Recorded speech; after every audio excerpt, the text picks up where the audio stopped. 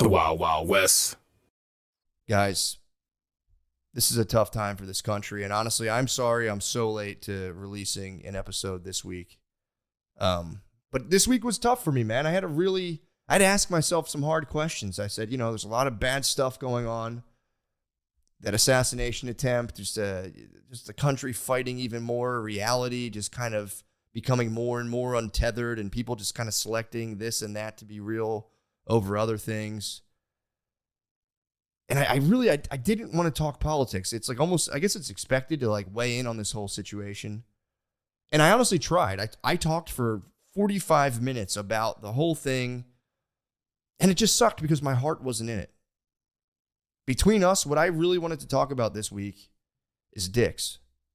I wanted to talk dicks, and I was like, is this really the right time? Like, I don't want to be irreverent towards the American political system, but I'm like, who am I to just talk dicks for 2 hours straight? Like, for real, I'm talking for real, just dick talking. You'll see what I'm talking about. But I decided to go with my gut, and I said, America needs to know, how to increase flaccid length, flaccid girth, obviously erect length and girth, and just kind of getting as hard as you possibly can. What are some of the things we can do for that? And so I brought on an expert. So what's going on with, we're going to jump in to a sliver of the thing that I was doing after I got done talking about all of the assassination business, which really, it was just boring. I bored myself while talking about it. I did. It's not my lane. It's not my thing. Maybe one day, if you guys are like, oh, I want to see it, maybe I'll put it on Patreon. Maybe I'll just fucking release it. It sucks. It for real sucks. Like, I'm not trying to entice anybody. It blows. It is not good. But I did finally get to talking dicks, and then brought on an expert to kind of ask him some questions, learn. The guy's name is Janus Bifrons, and he created what's known as phallogenesis. And dude, this for real might be the most important interview I'll ever do. It's at obviously a topic that strikes at the real heart. You think your political party's a big deal? Dude, what if I told you could get fatter? And you'll see as he explains, a lot of us could be girth monsters if we maybe kept an open mind and heart to a pretty holistic approach for making your bird the best it could be. That's all I'm saying. This is the stuff we need to be talking about as a country. I know we're divided, but let's come together on this issue. Let's get harder, bigger birds, dude. All of us, for every man. That's what I'm talking about. Let's jump right in to the thing, and then you'll see. All right. Thank you, guys. That all brings me to the real thing I wanted to talk about. And that is, man, if you're still listening, God bless your little fucking heart. I recently obviously we broke down the political situation. I gave you some bad news to hopefully you can feel better at, the poor lady's expense. She eventually escapes from the brothel, so don't feel too bad. But I figured out how to increase flaccid size. I really have. Dude, I'm not bragging. I'm not want to be like, yeah, dude, my fucking dick's so fucking big. I'm teenest up most of the time. But the weather in Texas here is hot. I think it's absolutely a factor. My flaccid state has been, it's been for real taking me aback. Even when I'm in the AC in my house. I know obviously everyone gets during the dog days of summer, you do get kind of a bit of heat dick, which, everyone's always welcome in. But dude, I've been for real, going to take a piss and being yo, bro, my flaccid state. And this is my theory. And this is the only thing that's changed is I'm crushing water, dude. I'm hitting a gallon a day. I'm not bragging. I have the Mountain Valley 5-gallon glass container water coolers. So stoked. But I've been crushing a gallon of water a day. And I think my theory for flaccid gains, I swear to God, flaccid gains is a dragon I've been chasing. I don't even care about my boner, dude. It is what it is. My boner is but a tool for the creation of life. My flaccid state is when I'm more kind of, that's my thing that's the dragon I'm really chasing. And I've learned if you want to increase your flaccid state, hydration and mindset. It's those two things. If you're kind of nervous or squirrely, your dong will shrink up. You will if you can take a deep breath, confidence mode and you're well hydrated, dude, I swear by this. My flaccid state has been like put it this way. If someone snapped a photo of it, I'd be like, yeah, send it up. That's all I'm saying. It's nothing impressive or anything. People are like, holy fuck. But it's absolutely serviceable. And honestly, I feel like if like the last couple bathroom breaks I've taken, if I had to take that, my lifetime acting goal is to be an extra on HBO and show my penis. So if I ever get to do that, I have the exact recipe. Obviously, I'm not going to be biggest on the block, but it'll be like if I was on Westworld, like standing around a bunch of robots, and I would be proud. Like, yeah, that's my dick. I'd be proud of it. You know, it is what it is. It would. I was like, yeah, that's me. So, and to kind of, I do want to delve into this matter a little further. So, I have an expert I'm going to talk to hopefully tonight, and I can kind of just splice this right in here about how to get your dick bigger. Because, you know, if the political world's falling apart and we're all addicted to our phones, we might as well have big ass dicks. So I think that's very important. So hopefully, let's see.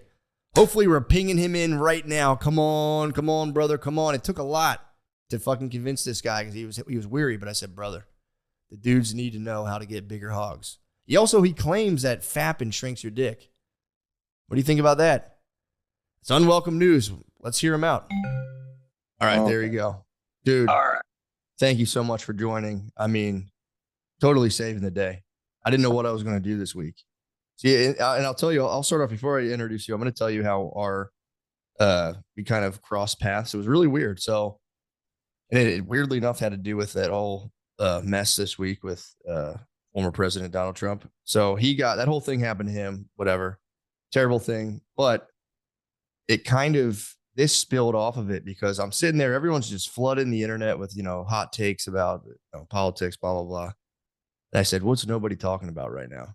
I said, you know what I'm going to talk about? The fact that every time I drink a gallon of water every day, my flaccid state is just the most remarkable. And I was like, nobody's talking dicks right now. So I'm going to fill the void. I'm going to corner the market. I'm going to talk dicks when no one's paying attention. People are doing other stuff. So I jump in, I start talking dicks online. I'm talking about, you know, flaccid state for me, and you can correct me if I'm wrong. I think it's all hydration and mindset. What would you say about that?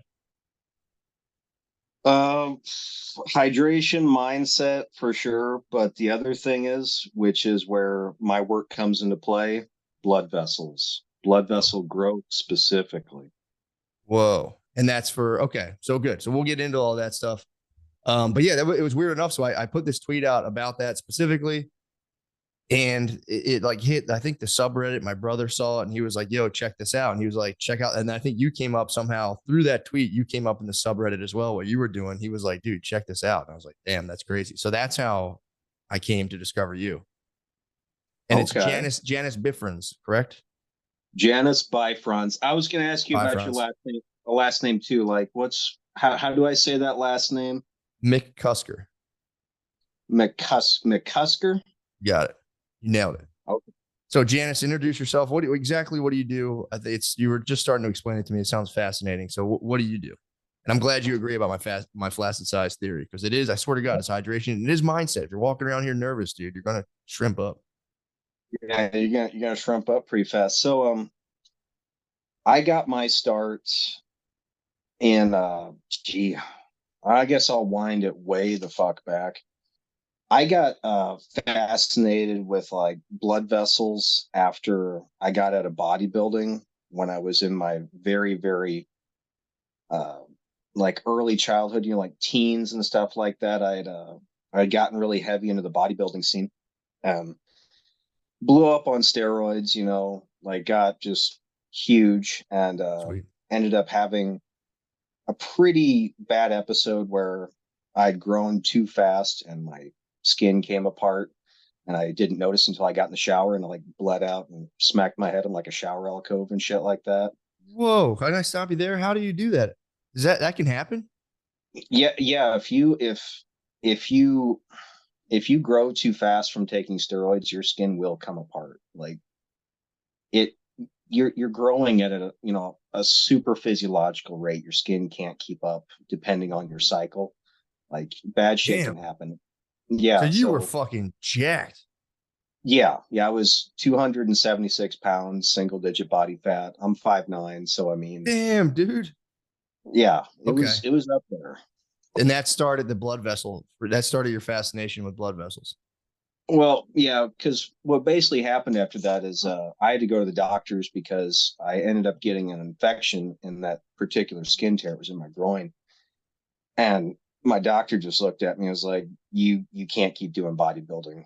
Your skin tears are getting too out of control. You keep this up, you're going to end up with like a deep muscle infection. You could be, it could kill you." And tried to stay in it, and it was just, it's kind of like for whom the bell tolls kind of thing. I knew it was done. Mm-hmm. But I love the body. I love the human body. I loved everything about it. And I was like, I don't want this passion for bodybuilding to die just because I can't pursue it the way I want, like what's a way I can pursue the same thing with bodybuilding, but in a direction that nobody else is thinking about. And well, also I heard about smooth muscles and blood vessels and shit like that. I was like, how the fuck do I grow those? How do I grow that? Because everyone else knows how to grow, skeletal muscle. How do I grow my vascular system? And that was tail end of my teens. By the time bodybuilding was done and over for me, I was about 18, 19 years old. And if you're wondering, yes, I was like taking steroids by the time I was like 14 years old. Got it from my mentor and shit. So, Whoa, damn, that's pretty young, dude. So you were like going through puberty on steroids? well, I hit puberty super young. So Okay. puberty for me was like 11. I I was Yeah, like yeah, the you're only right. like 14 is kind of young. 12-year-old with like 5 o'clock shadow kind of shit. It Damn. was Oh yeah, awful. you're right. 14, I guess would be. Yeah, it's like that whole area, like 11 through 15, 14. So you hit it, and then you just kind of right afterwards smack with some roids. Yeah, pretty much. Like my mentor had started me on anti-estrogens first, just to try to max out my potential, get me, as big as I possibly could. And then, he and I sat in his front living room one night and was like, do you really want to do this? And I was like, yeah, I really want to do this. And, I prepped my first dose, sat there right Damn. there, and we went out and ate at a Chinese buffet. And he was like, you've got one goal, keep up. Because like with bodybuilding, the one thing nobody ever tells you is that it's all eating. Like you can take all the steroids in the world, but if you cannot put down enough food to actually use what you're putting in your body, that steroid, you're not going to grow as fast. So like you'll hear a lot of the big guys talk, it's all eating, but that is not a particular topic. That's a little bit later on, we're on the tail end of all that. We're talking about vascular growth. So yeah. Ask me something about that. Whatever you Okay, want to so know. no, this is what no, I want to get the story. So the bodybuilding, it's like I can't do it. You said, all right, obviously I'm trying to like you're just about gains. You're like I was going to get as big as possible. I'm not allowed to do that with like my skeletal muscles anymore. I might as well apply the same thinking to my to my D if I'm Right, following you. right. Which My dick. by the way, noble quest. This is a very noble quest. So I'm glad. And you started that around 18. I swear to God, dude, 99% of dudes are interested in this topic. Maybe 1% of dudes will talk about it. And I do applaud you for Oh, that. I dude, I can relate to that. Oh my god. Oh my god. Anytime someone finds out what I do, if they're at a party, the first thing they're gonna do is they start making fun of me or ridiculing me and shit like that. And I'm Shit. always like in the back of my head, like, you're gonna be talking to me at the end of the night. I know it. I mean, dude, Suck there's it, God. yeah, it's one of the it's such a weak flex to be like, I don't even care about that. It's like, dude, get the fuck out of here, man. Yes, you Right. do.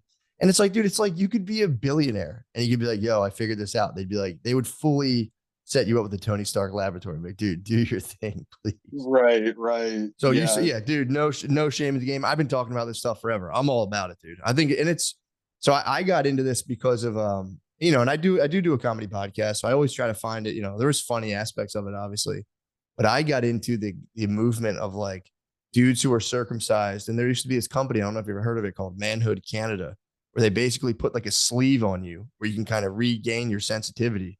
Oh yeah.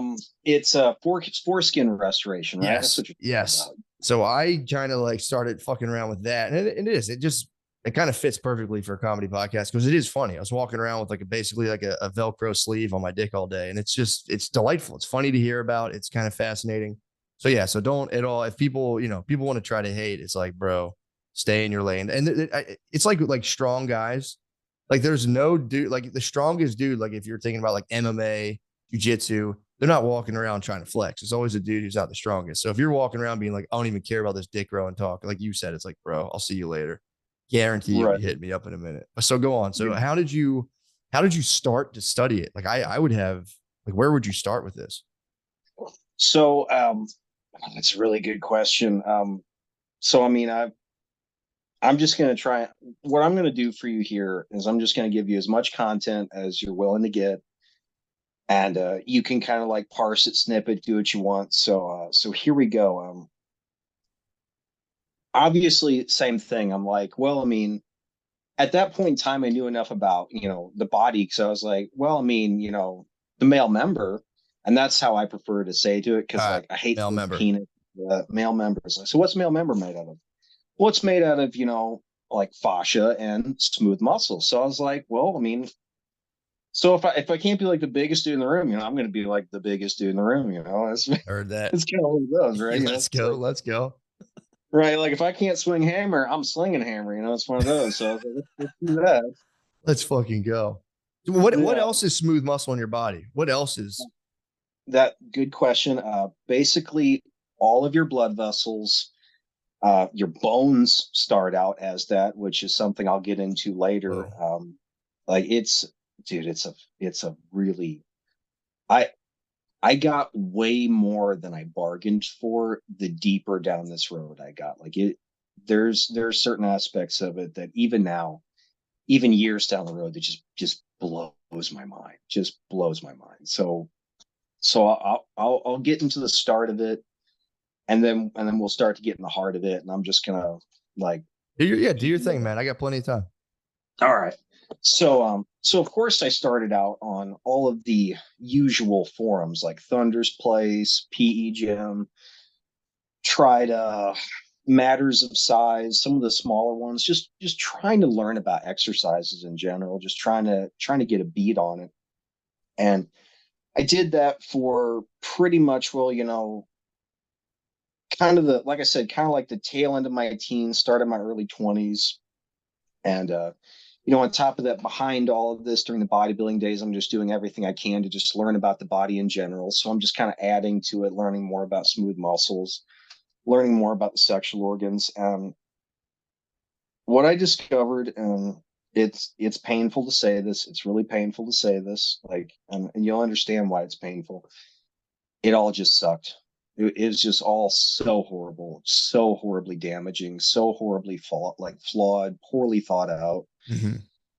Like So like jelking. stretching. Sorry to cut you off. Like jelking, you're saying? Yeah, okay, like pretty much all of it, and I can give you a breakdown of all that. But we'll start with jelking since you're bringing that up. So with jelking actually has an incredibly rich history. So what jelking was originally intended to do was, it was a form of mock battle. So like whenever a guy is entering a woman, the vagina kind of closes in, and it pushes the blood in the cavernosal bodies, like kind of sucks it through the arterial channels that are deep, and then pushes it out the venous channel. And what'll happen a lot of times is whenever guys, like really in the throes of it, kind of going pound town, he has a really hard time maintaining an erection, because well, I mean, they didn't really know this way back when, and I'm talking like centuries and centuries and Mm-hmm. centuries ago.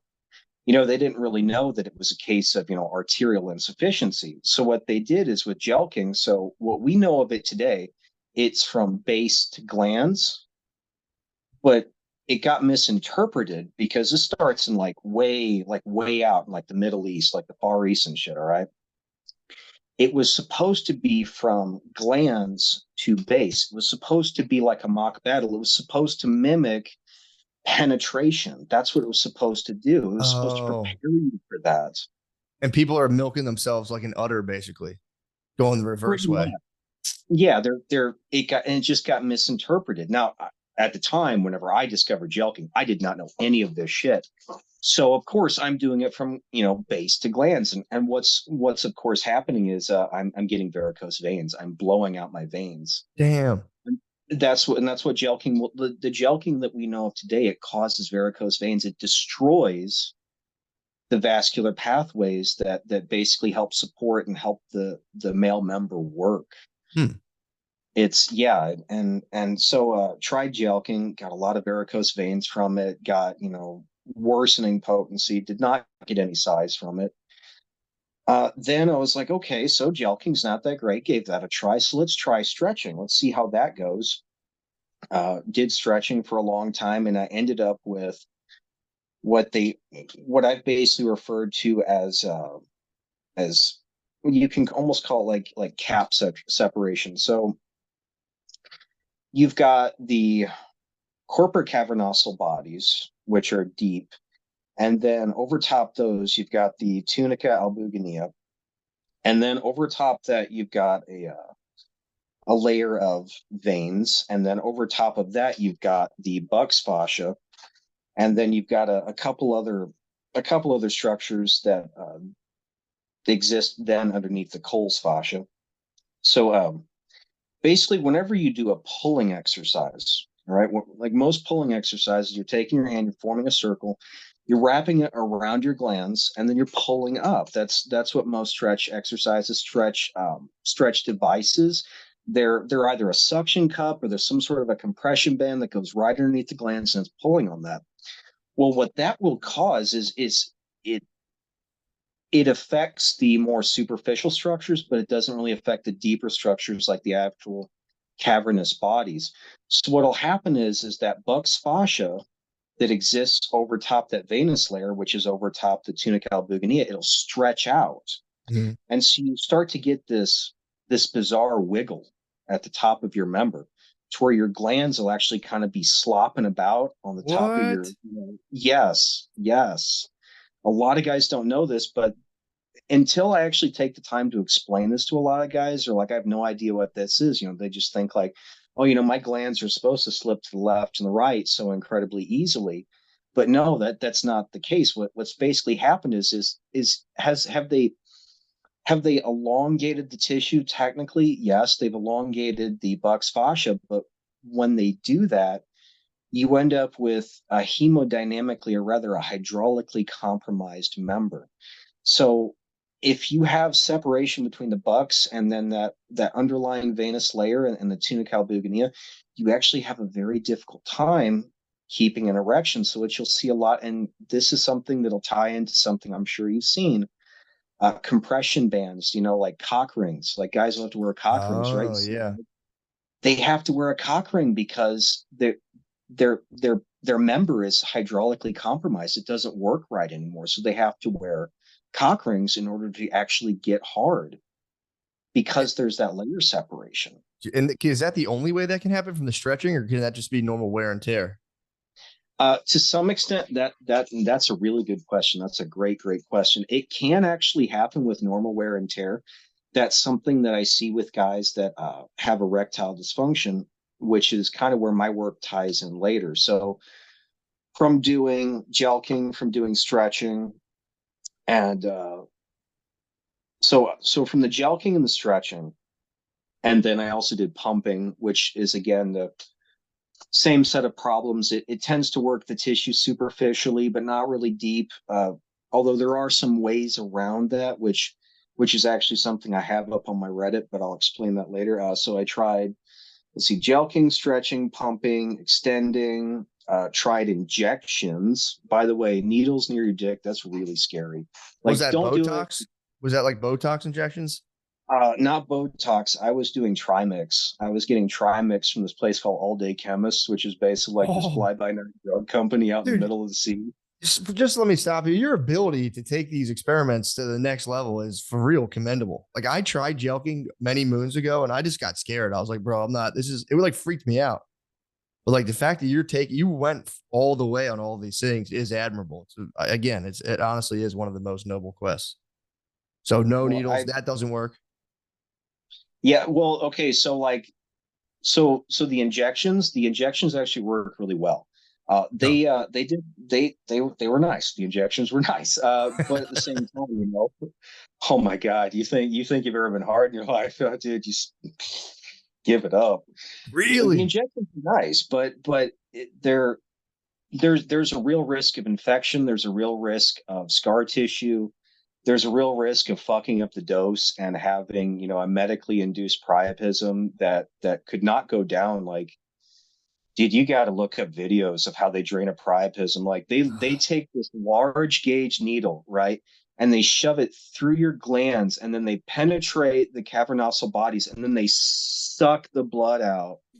Sometimes they don't even do that. Sometimes they just take a scalpel and just run it through there and just squirt Oh, it out like a pimple. oh my God. Are you serious?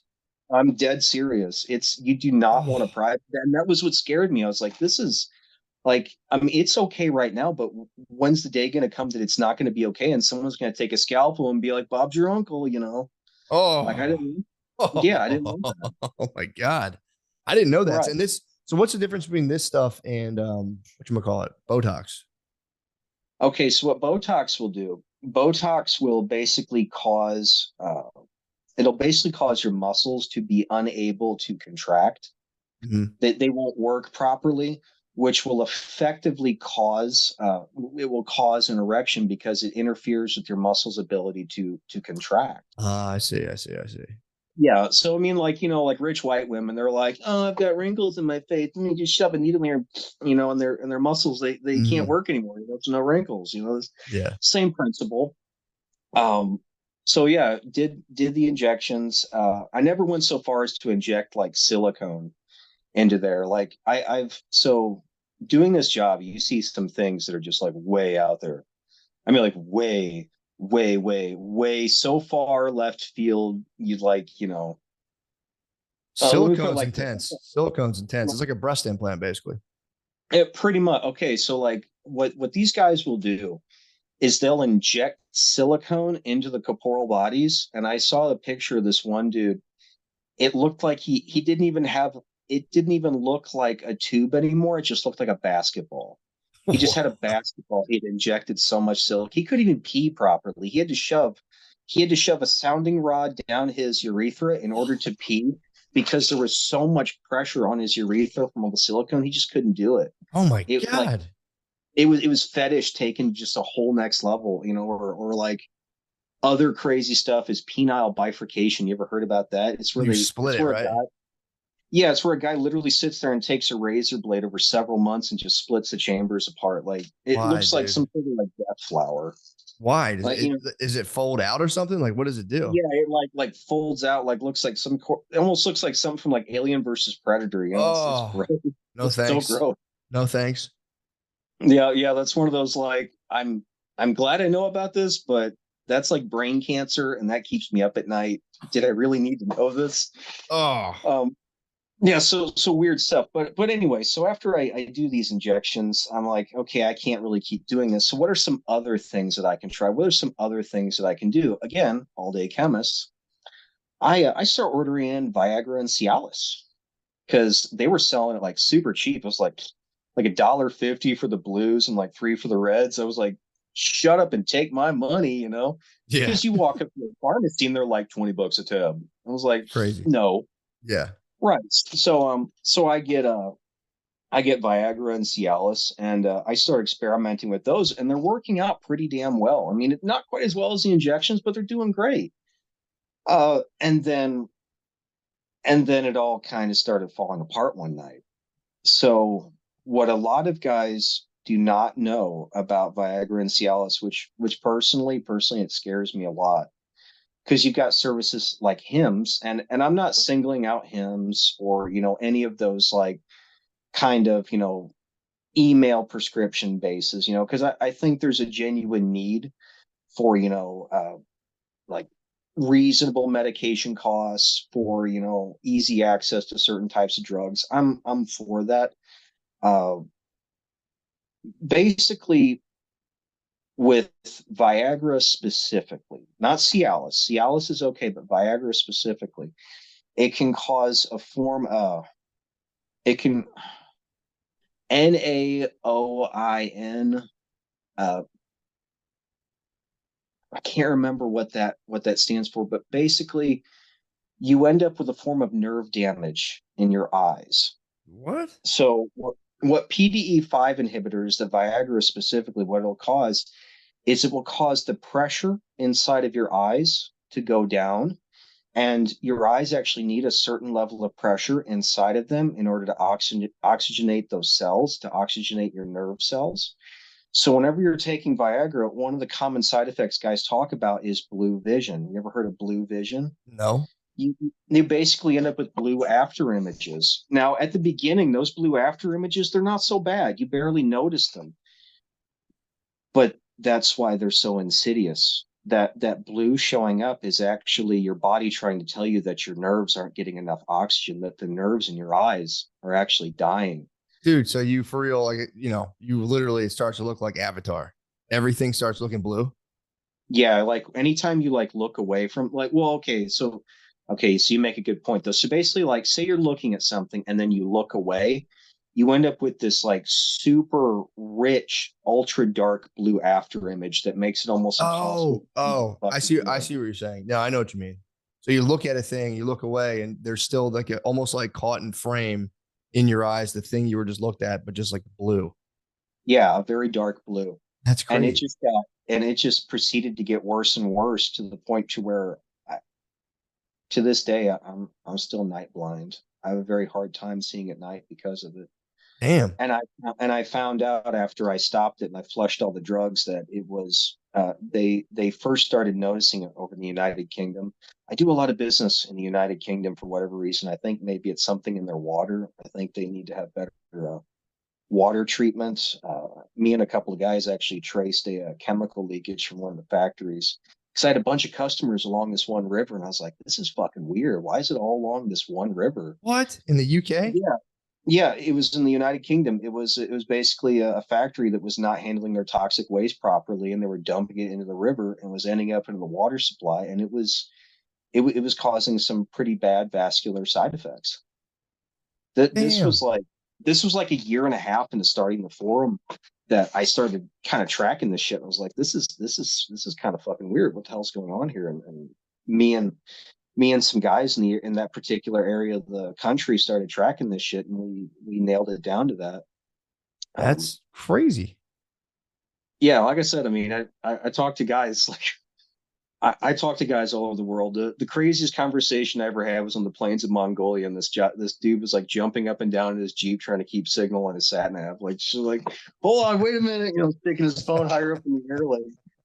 Like I've had some cool conversations because of this work. I've met so many cool, kind of like you. I've met so many cool people, So Yeah, yeah. That's all. And it is one of those things. It's the same thing. When people find out what you do, they go, wait, what? And it's like a charged subject. People either say, oh, you think you're funny or whatever.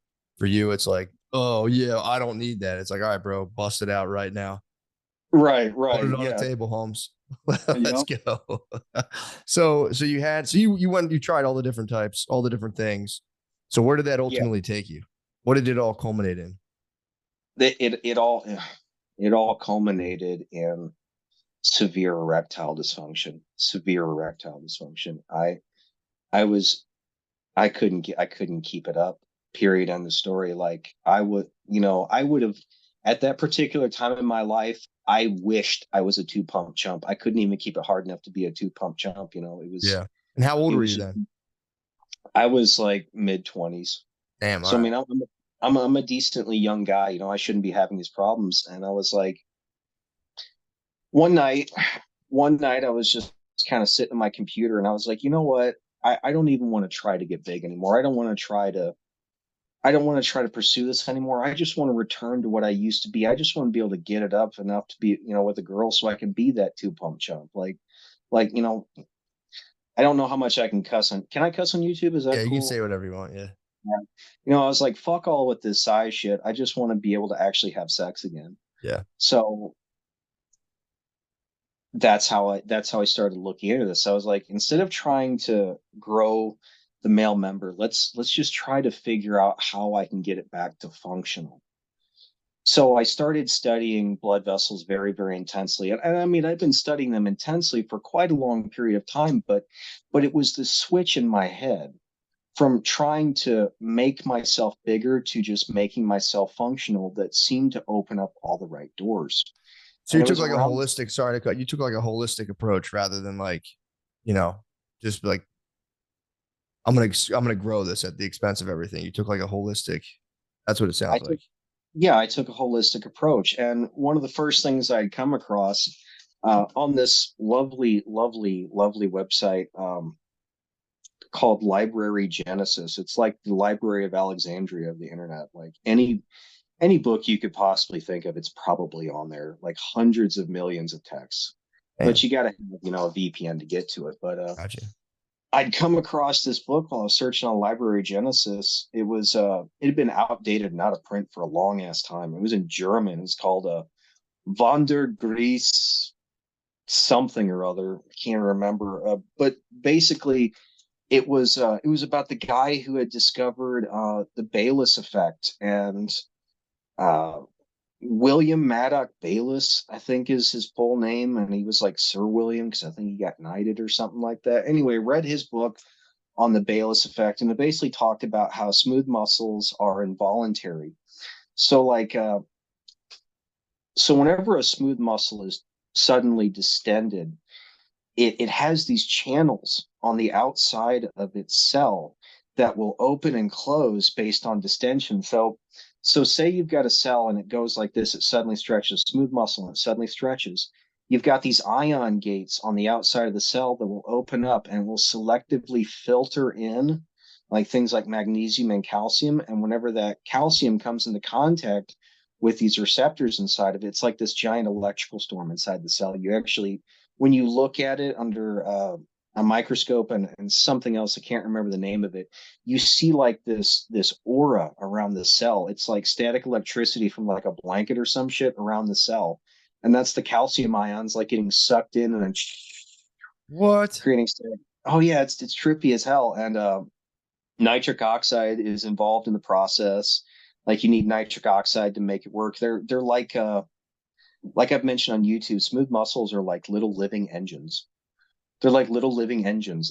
They're one of the things that keep you alive. They're just little autonomous engines that can stack and work together like Legos or something. They're Dude, amazing. it's crazy. I actually was thinking about it this morning in the shower. I'm like, the fact that I have who knows how many cells in my body all working harmoniously blows my mind on a pretty daily basis. It's like, dude, how are these things all working together? It's crazy. So you're It, saying and, it's and that's nuts. So the various little, like you're saying, chambers or like component that are they like the building blocks of the smooth muscle? These little kind of like you're saying, these little engines that kind of whoosh, expand based on like some sort of electrical signal, fill in with the appropriate, their calcium, magnesium, blah blah blah, nitric uh, oxide. I remember NO Explode. I took it a couple times working out.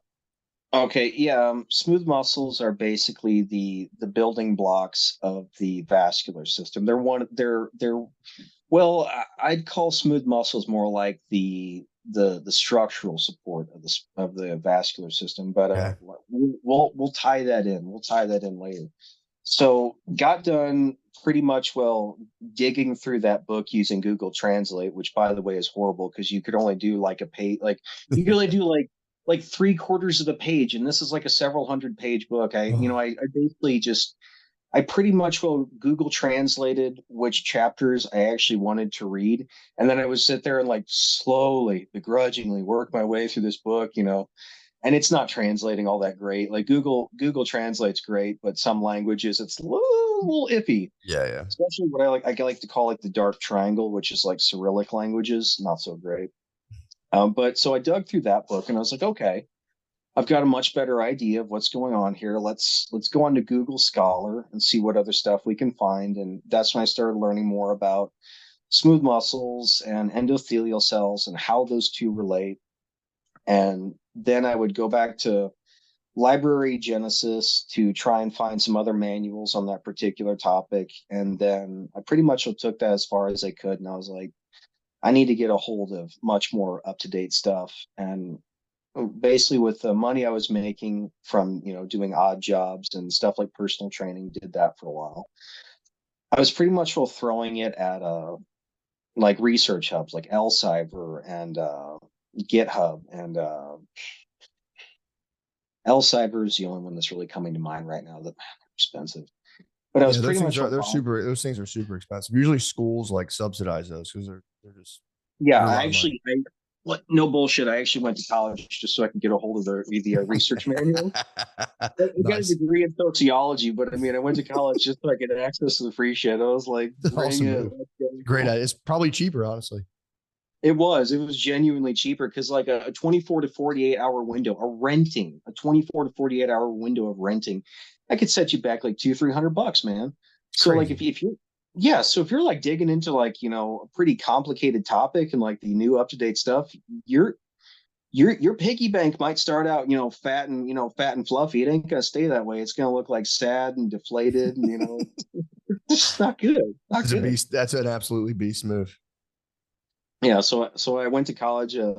I had gone pre-med initially, but some family complications had gotten in the way, and that I had to drop out of the pre-med program I was at another college, and I had ended up having to roll all that into a sociology degree, which at the time I was just like so upset about. But I kept with the self-study, abused the research hubs that they had access to and stuff, and kept the ball rolling. And that was when I started learning about a phrase that I'd never really heard before. I'd never heard before this particular time in my life. That switch I was talking about from going from trying to get myself bigger to going to how you mentioned the holistic approach, and that was the term arteriogenesis.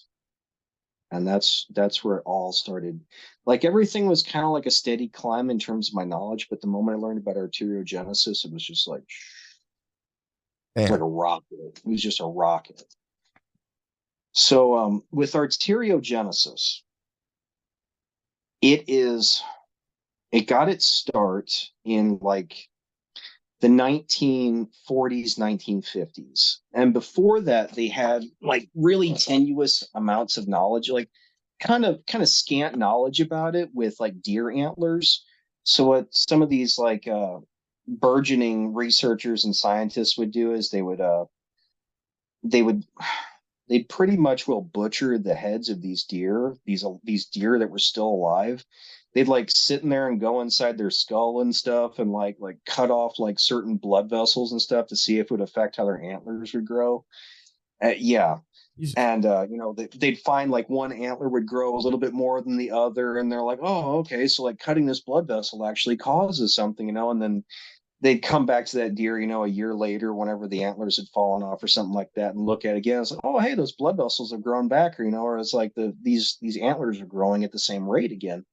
And that was like 1800s, so it really got its start, 1940s, 1950s, and then by the 1960s, they were gaining a lot of traction. Uh, they were looking for alternative means of therapy for people that were having heart disease. Mhm. How they could get these working class people back up to snuff, back up to speed, without having to send them to these expensive clinics or having to prescribe them medication, which back then had all kinds of egregious side effects. They needed something better, so they had pretty much just started putting people on treadmills, like getting, working, doing aerobic exercise and stuff like that. And what they were discovering was that aerobic exercise was effectively causing blood vessels to grow. And by this point in time, they really didn't know about it. They had some ideas about it, but they didn't really know it. 1940s, 1950s, this is a totally new concept that aerobic exercise could cause blood vessels to grow. And there was there was a schism. There was this great schism that happened in the medical industry around this time, around this particular topic. Some researchers were saying, it's hypoxia. It's the lack of oxygen to tissues that are causing these blood vessels to grow. And then a much and it was a much smaller voice, a much smaller grouping of researchers that was like, well, hold on, what if it's not hypoxia? What if it's actually blood flow itself that's causing blood vessels to grow? What if it's the change in the rate of blood flow? And their hypothesis was that it wasn't hypoxia, it was actually the friction of blood against the vascular walls that was causing this. Oh, Jesus. All right. But that's new. Yeah, yeah. It wasn't making like new capillaries and all that stuff. It was just expanding arteries. Well, it was doing both. So it was making the existing vascular system larger, and it was making the walls thicker, but it was also causing capillary beds to form, new capillary beds. That's It was crazy. causing tissue growth. It was causing actual tissue growth, and they were so divided on what was causing that. Well, you know, fast forward, it's modern times. It's like 2000, 2010 plus, several decades later, Hmm. I'm coming into the scene learning about this, and I get to see this historical, process play out. Even now going on to like, research hubs, you're going to see more stuff about hypoxia causing vascular growth than you will shear stress, which is what that was, that blood friction, that the speed, the rate of blood flow through a channel causes irritation, it causes friction against that vascular wall. That's what's known as shear stress. And that's And hypoxia. That's hypoxia, you're saying? so the friction of blood flow against the vascular wall, that's called shear stress. Okay. And whenever you're like exercising super duper hard and you like run out of steam, it's like no matter how much you want to go, it's like you can't lift that weight again. You can't run and walk another step. You're like just dead tired. That would be an example of hypoxia. Gotcha. Uh, and blood vessels can grow from hypoxia, which is kind of how that schism happened, because Right. they already had research on the topic that hypoxia could cause vascular growth. The problem is that it's a panic reaction. It's more of a panic reaction than it is a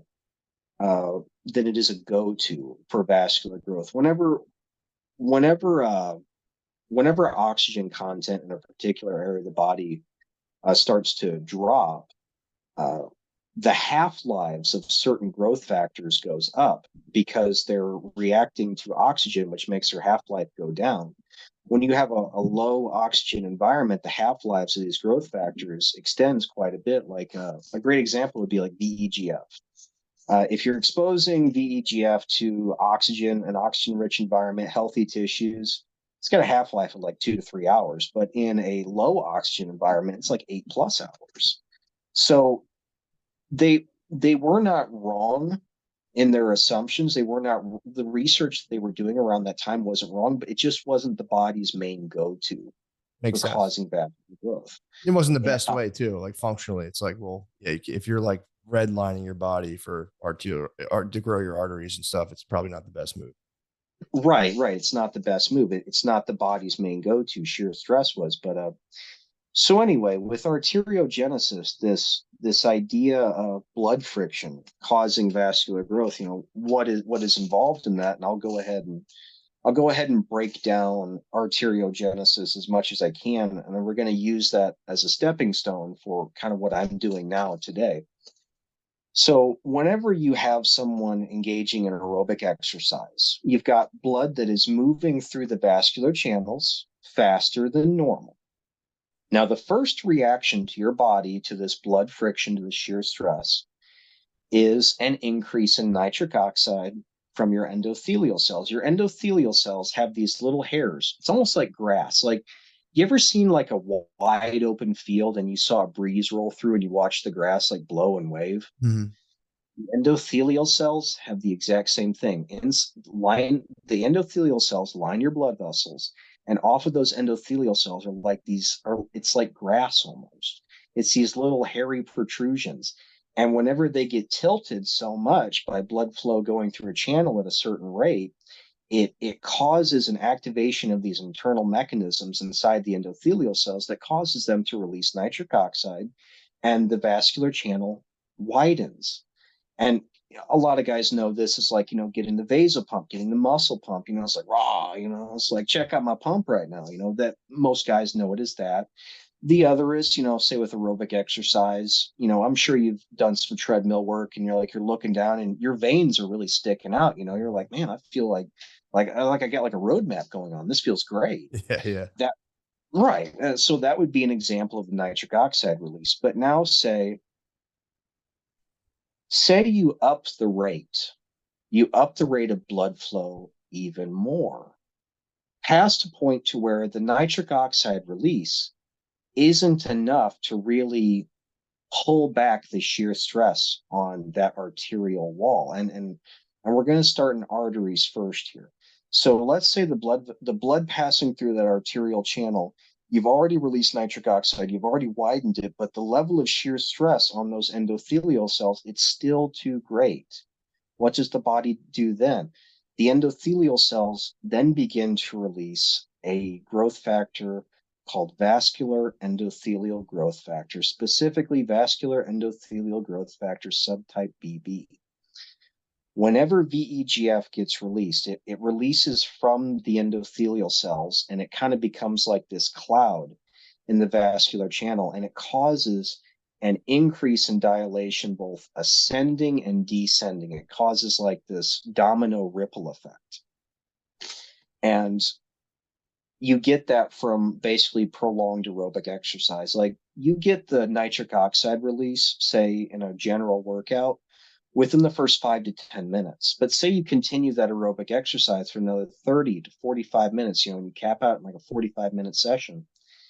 Within the first 5 to 10 minutes, nitric oxide's already done its work. Now your body's beginning to release VEGF to cause not just a greater level of vasodilation, but to also begin to supercompensate, just like in bodybuilding. You know how like if you max out your muscles and you're kind of like breaking them down a little bit, your body's basically setting the stage for super compensation for your blood vessels to grow. So that way, if it ever comes across that level of shear stress again, the blood vessels are wider, they're thicker, they can work so much better. So that way you can engage in that level of aerobic exercise again.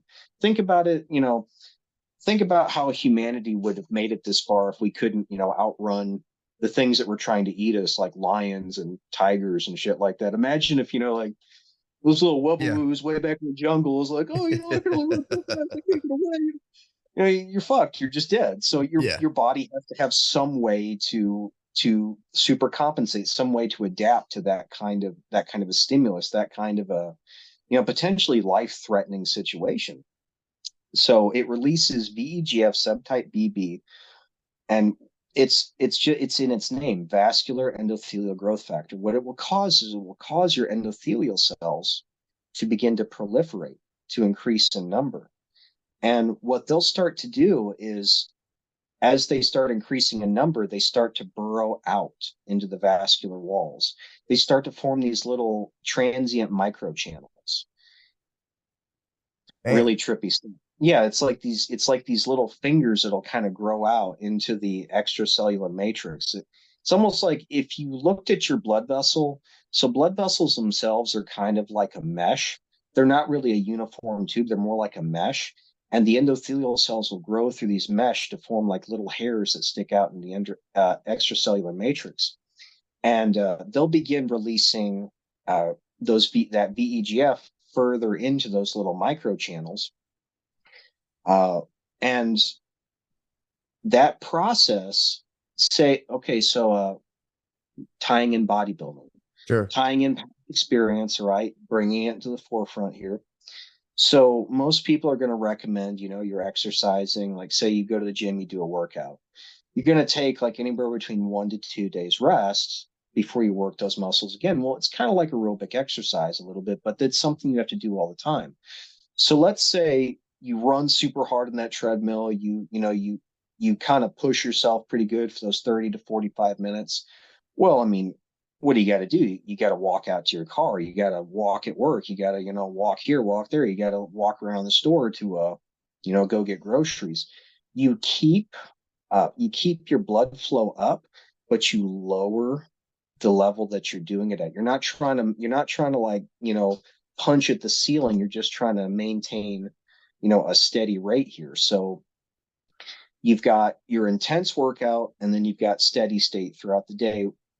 When you combine those two, you're basically helping to maintain those transient channels. And that's why I call them transient. Oh, okay. That makes sense.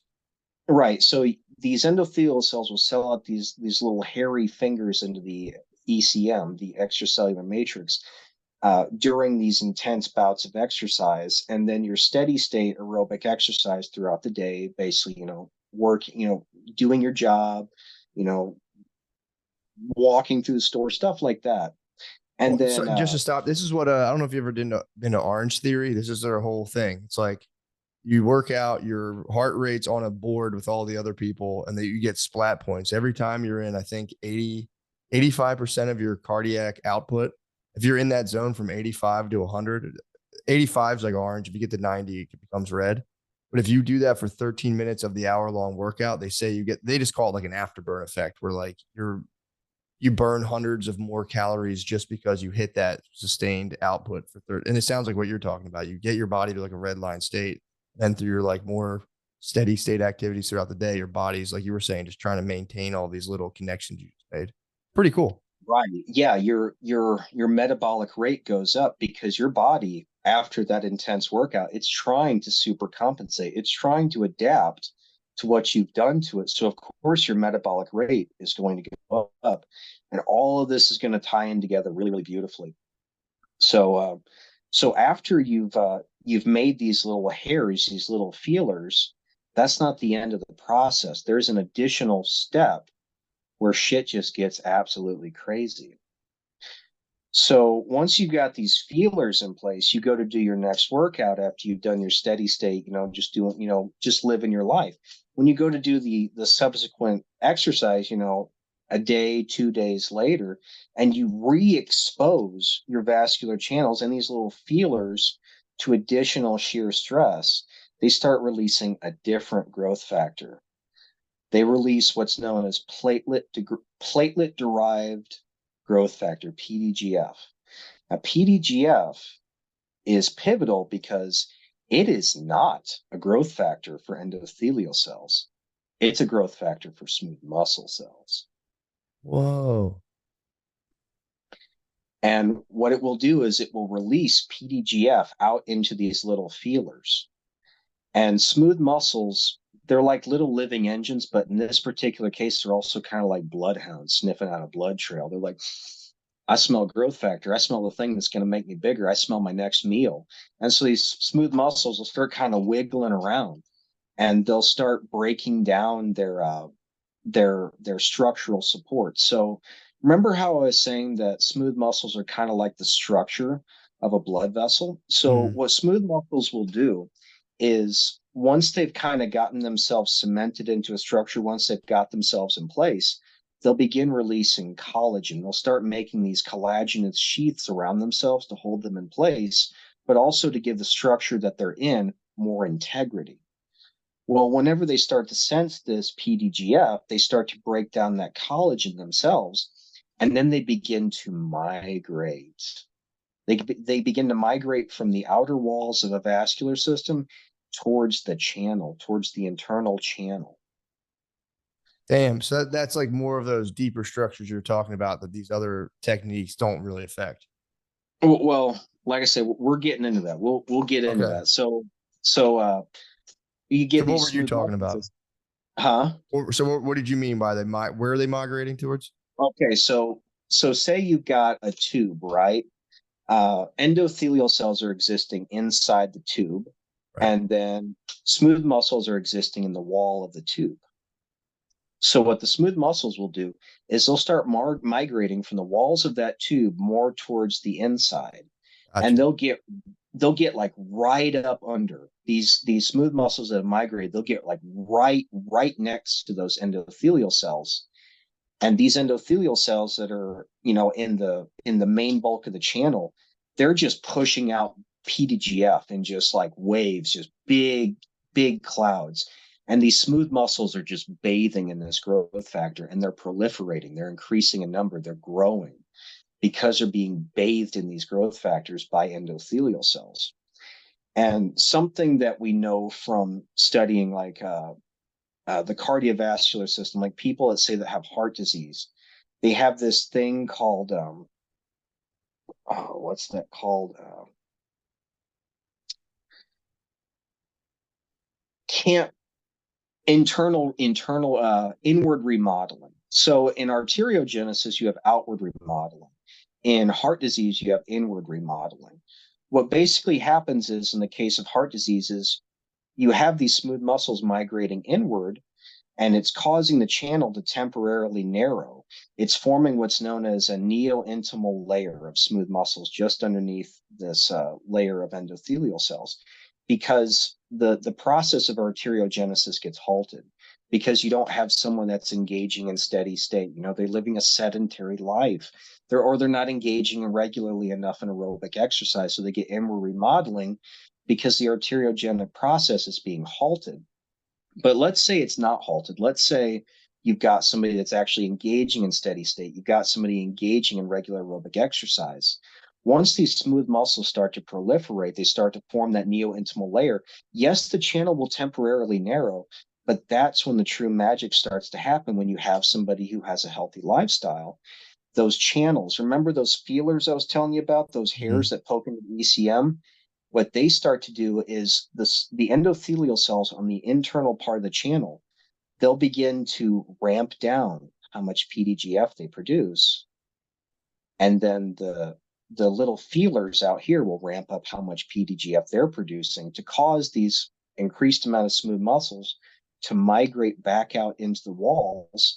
And then you end up with a channel that begins to widen, but the walls are also thicker. And because you've also maintained those feelers, you have increased capillary bed density as well. You have actual factual structural growth here. You have verifiable growth. You have growth you can actually see. When you like look down a microscope, you can see this channel's bigger. You can see the capillary bed density has gone up. So I was like, coming That's from the crazy. guy who, yeah, so coming from the guy who has erectile dysfunction, I was like, holy fucking shit, how can I apply this?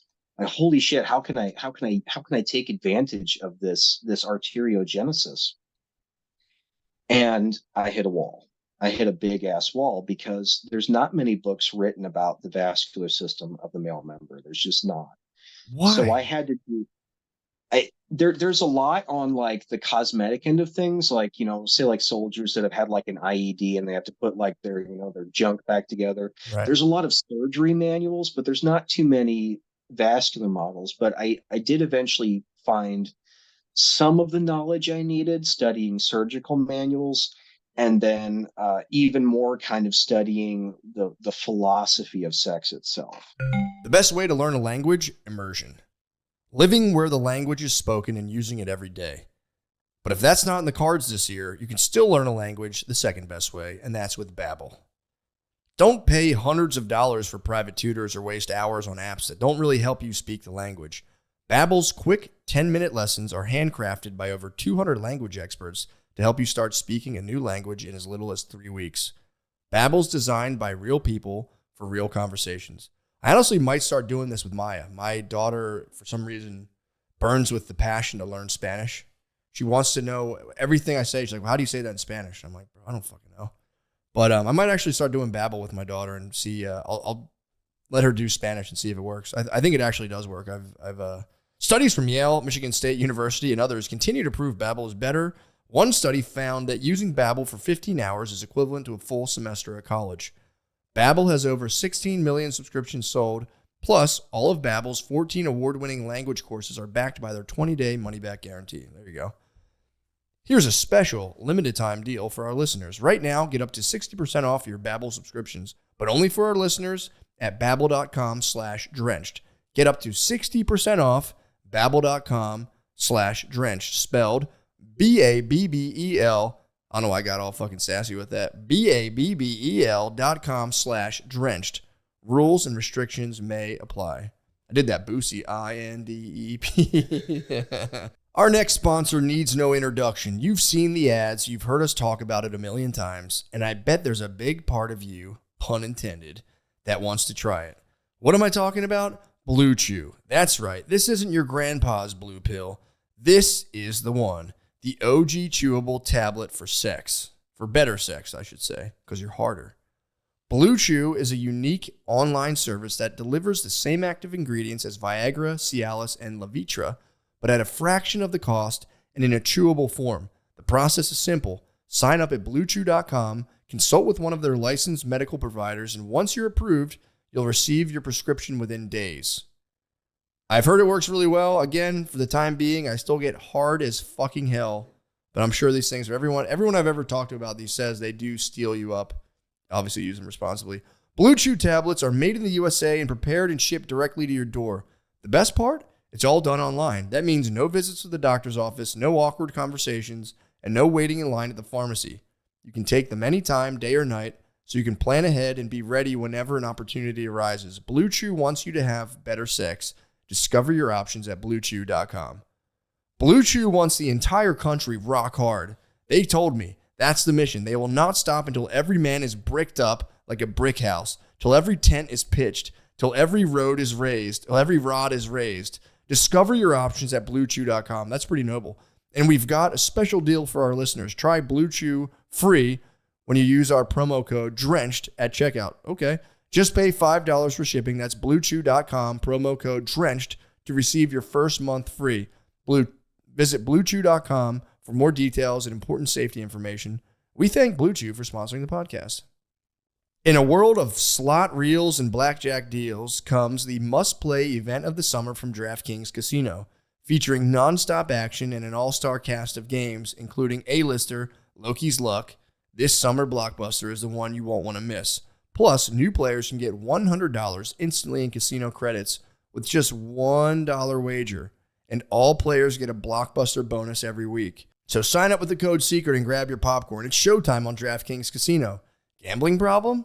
Call 1-800. We're glad you're here. Call 1-800-GAMBLER, or in West Virginia, visit www.1800gambler.net. In Connecticut, help is available for problem gambling. Call 888-789-7777 or visit ccpg.org. Please play responsibly. 21 plus. Physically present in Connecticut, Michigan, New Jersey, Pennsylvania, West Virginia only. Void in Ontario. Eligibility and other restrictions apply. New customers only. $1 wager to earn $100 in non-withdrawable casino credits that expire in 168 hours. Terms at casino.draftkings.com/blockbuster. Hey guys, I have to give you this quick update about my stand-up comedy shows. I'll be in San Jose, I'll be at the San Jose Improv on August 1st through August 3rd. Stand-up live, Phoenix, Arizona, Portland, Oregon, Helium Comedy Club. Philadelphia just added a couple new shows at Helium. Also, the big ones are Capital One, Tyson's Hall. Let's not make a big fool of myself there. It's a big theater. And Town Hall, New York for the New York Comedy Festival. Please get all your tickets at mattmccusker.com/dates. There's other cities up there too. Boston, Wilbur, blah, blah, blah. Cleveland, Providence, all that stuff. Milwaukee, that's all of them actually. So come on out. Bye. I kind of became a philosopher of sex. I'd like for you to elaborate on that. Also, is this still while you're in school for sociology? Yeah, I'm doing all that's this. That's so wild, dude. And you said, did you just keep all this stuff to yourself, or were you talking to people about this stuff, or how did you? I'd try to talk to guys about it, but it's kind of like you were saying, you're like, oh, I don't have that problem, it's like, I'll see you later, it was one of those. Yeah, for sure. And I kind of got encouraged by that along the ways, up close in person, like in the big groups, the guys would push back at me, but it would always be at the tail end of the night, say I was at a party, I'd end up chilling with the boys, and they'd just ask me about it, like, tell me more about this, they're going to kind of like relax down, they're like, man, I got to hear more about this, and and that encouraged me along the way, and I took advantage of course, things that we have available to us, which is, the synonymous Pornhub. As any guy, I'll tell you, like you're gonna spend so many hours of your life on Pornhub. It's just gonna happen. For sure. But instead of me being the guy, holding my junk in my hand, doing one of these, I'm sitting there with like a pad and paper, like watching, like, okay, so what's this going? What's this doing? And I started watching videos specifically of like, I tried to get to the heart of the philosophy of sex in the male member by studying instances where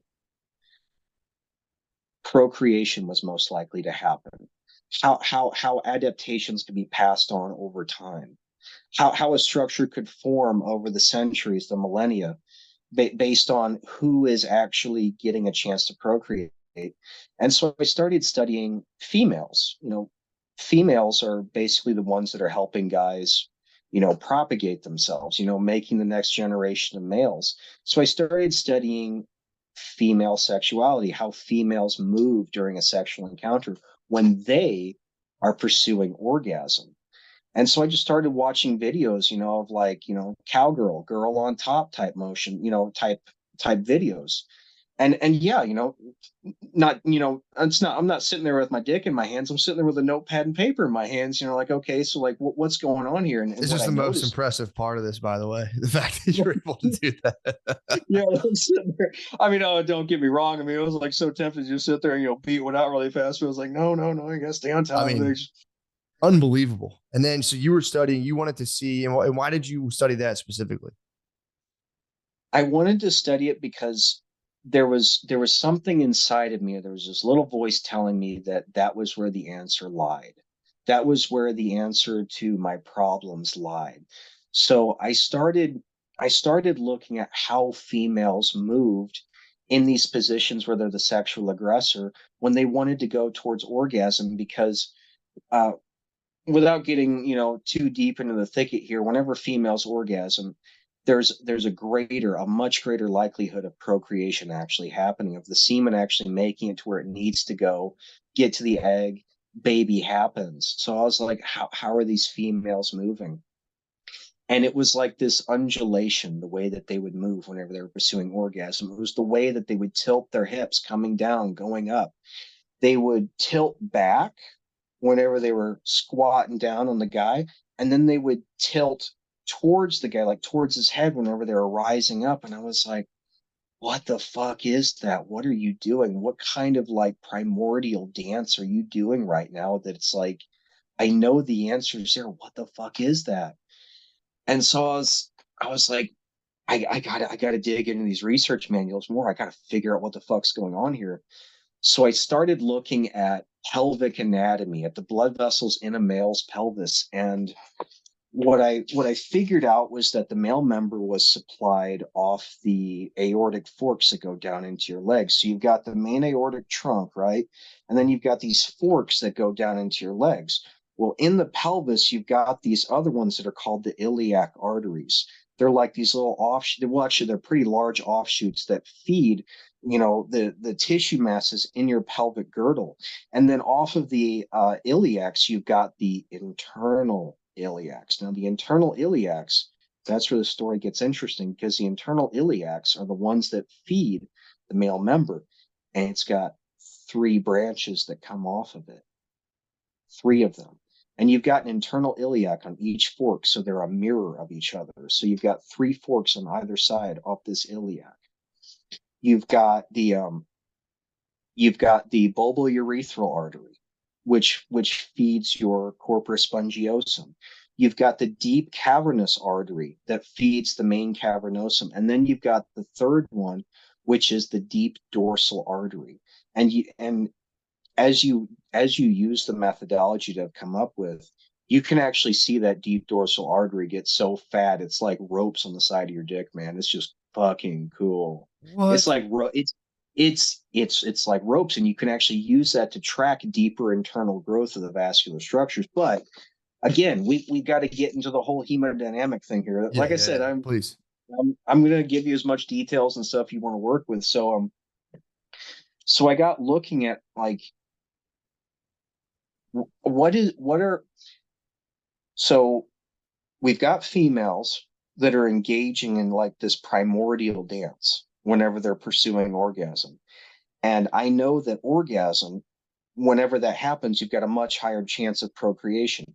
So females have been causing male sexual structures to adapt to this dance over time in order to work. Because like, say that girl, that woman, she's sitting there doing her dance, doing her thing, and your dick's going soft.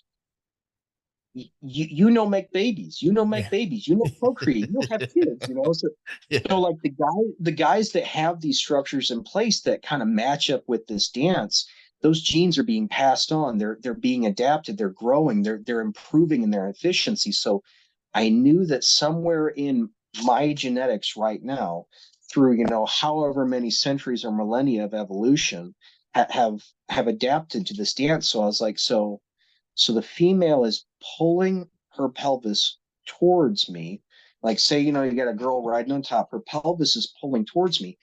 It's her vaginal wall is dragging on that spongiosum. Now, where's that blood going? It's getting pushed up into the glands.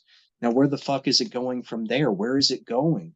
It's going out your deep dorsal vein that rides along the very middle of your cavernosal chambers. So you've got like the chambers are kind of oval shaped, and then in this groove between the two chambers, you've got the deep dorsal vein.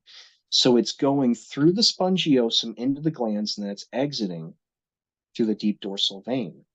And I was like, all right, I'm close. I know I'm close to the answer here. So I was like, how can I mimic these motions? How can I mimic this primordial dance I'm seeing women engage in? And I just tried to come up with different hand exercises, and most of them are failing until I started coming up with what I've got on my subreddit now, which are the Angion methods.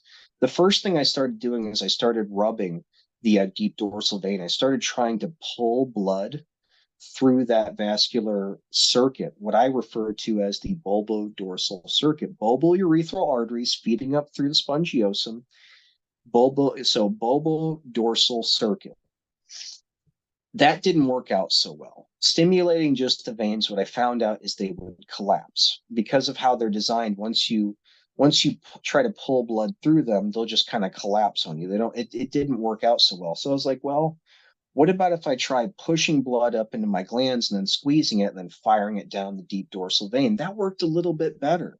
But I still wasn't quite encapsulating it. And then one night I was like, why don't I just sit here and take my fingers and I'll make like this, undulating circular motion, and I'll just continually push blood up into my glands and out that dorsal vein just to stimulate this circuit I've discovered. And that was when the magic started happening.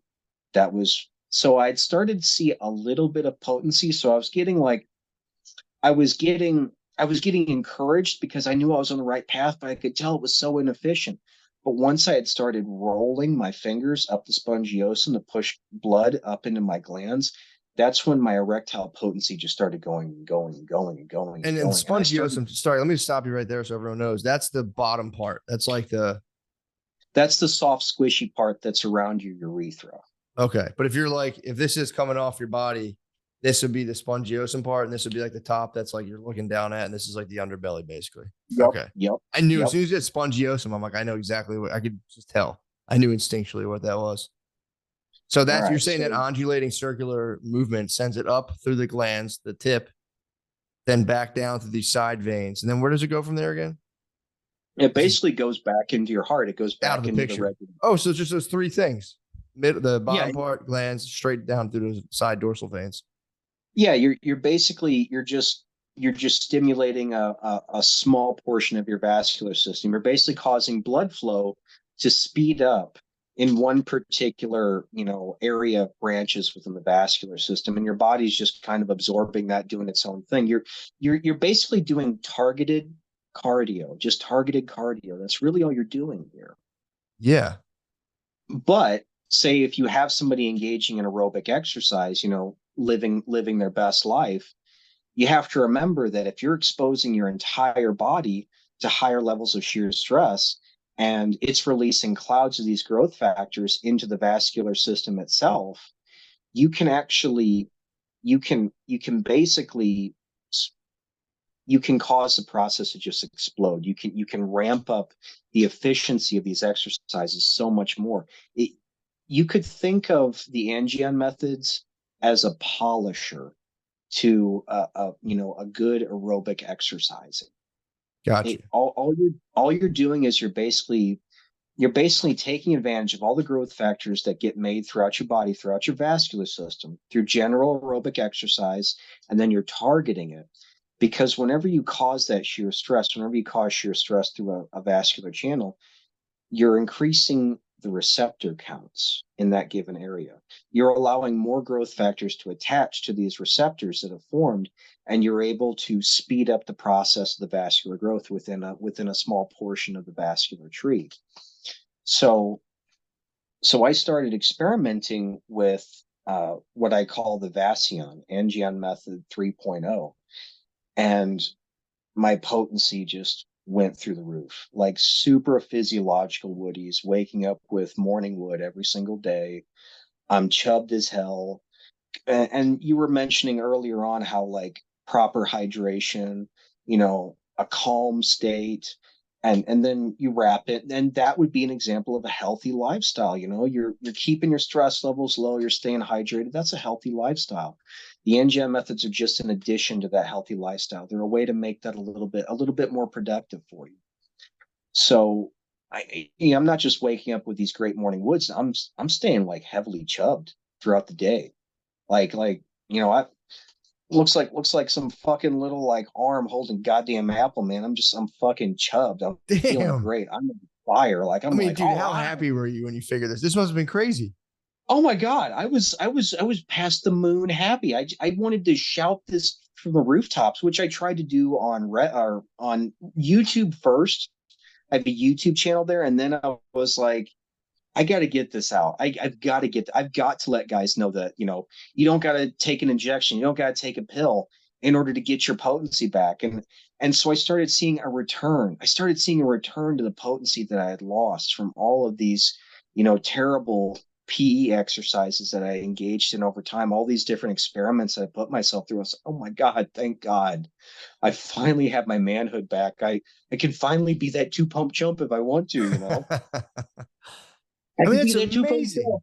That's amazing. You went that deep into it. Literally, I mean, it's like you lost it, dude. And then you somehow resuscitated it back bigger, better than ever. I mean, bro, what a few could do that. That's amazing. I one of my subscribers calls me the wounded healer. I had Exactly. I had to get wounded first to figure out how to heal other people. It's the hero's journey. You got the hero's. I was literally just talking about this today. You got the hero's wound, and it literally gave you the knowledge to give to the world, which is crazy, dude. So Yeah, wait, and that's so where are you at now with this? What do you do? Do you have like a device? Like what do you do? And did you yes. patent this thing, by the way? Like what do you It's kind of hard to patent it because it's considered to be just a generic peristaltic pump. But I've got that big ass thing. Got like bro? a mill there. Got lathes behind me over here. Like I've got basically a whole machine shop for like working plastic and stuff. So you're asking like, what did I do with that? Um, I actually got talking about some of the stuff with a good buddy of mine, someone who knew about my journey and whatnot, and was kind of going through similar struggles. And he was like, "Why don't you look up peristaltic pumps, man? Why don't you look up how those work?" And it was like the very first time I'd ever seen like a GIF of a peristaltic pump. It was that same fucking motion. It was the same shit I was doing with my fingers, but they were using rollers instead of fingers. Oh, I was like, oh my God, I've got to make this thing. I've got to make this. I have to make this. But at this point in time in my life, I was a researcher. I wasn't a craftsman. I fucking sucked at this shit, man. The first angio wheel I ever made, it was like this, like, like it was just shitty as hell, man. Like the cast reels are all wonky. The pieces of wood I was using were all like bowed and fucked up and shit. But I got to use it and I got to see what it could be. Because when I started experimenting with this, rough as it was, poorly crafted as it was, I started seeing my potency go up even more and even more and even more. And I was like, I didn't know what to do with it. I wasn't in an entrepreneurial mindset. I was still in a researcher mindset. And then this guy, David, if you're watching this, I am forever going to be thankful for you. If you happen to watch this, I'm thankful for you. This economist up in Maine who had, quite a bit of money just kind of sitting around looking for something to do with it. He reached out to me through one of the forums I was a part of at the time. And he was like, I will pay you to make this for me. And I hesitated. I was like, I'm not that good of a craftsman, man. I just made this thing. I have no experience making things. Like, I don't care. I want you to make this for me. You give me a figure north of like 150, I'll pay it right on the spot, just like that. I was like, I kind of sat on it for a while. I was like, I wasn't ever planning on making money on this. I was really big into trying to give it away to the world. I was really big on trying to give this answer because I know so many guys out there struggle with erectile dysfunction. I know the side effects of the drugs. I know the dangers. I know the hazards. So I wanted to give guys an alternative, a holistic alternative. There was this part inside of me that was wrestling with trying to monetize on this. I just didn't want to do it. And he was like, just do it, make me something. So I made him the second angio wheel I'd ever made, and I mailed it to him.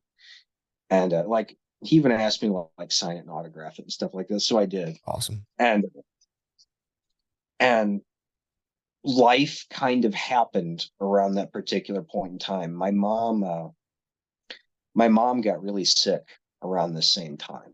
She got really, really sick, and we were having a really hard time paying medical bills and paying for like gas bills and stuff, just getting her back and forth from the hospital. And I had no other real options. I had graduated college. I had a bachelor's degree in sociology. The job market though was saturated. I had bunches of job interviews lined up. They were all falling through. I was like, I gotta figure out some way to make money now in order to get her through this rough time in her life. And so I started an Etsy, and I told the fan base I'd already built up on YouTube and Reddit about, hey, I'm going to start selling this device, and it just took off like wildfire. The very first sale I ever ran, I made $8,300. Awesome. Yeah, just like right there on the spot. And I took the lion's share of that, and I used it for my mom's medical bills and to get her to and from her doctor's appointments. But what I had left over, I started investing into machinery, into a proper shop. And as the money just kept rolling in, I just kept trying to invest more and more into it. And you kind of mentioned Trump, like stuff that happened. I actually made a posting on my subreddit about that not too long ago. I got my start under the Trump administration because of his business policies, because of how strong of a hand he put on, the economy in general. Food prices went down, gas prices went down, business was booming, especially international trade. International trade was booming. What I discovered was I had an enormous fan base in Europe, specifically United Kingdom, Germany, France, Denmark, Sweden, stuff, places like that. And so a lot of the sales I was seeing were coming from overseas. That was a big bulk of the money I'd initially made. So I just kind of doubled down, and I'd never really done anything international before. So I had to do a lot of learning with that, but I started selling more and more, and I started getting better and better at making sales. Funny fact on that one, just real quick, just a quick little Hmm. blurb. I do a lot of goddamn business with California.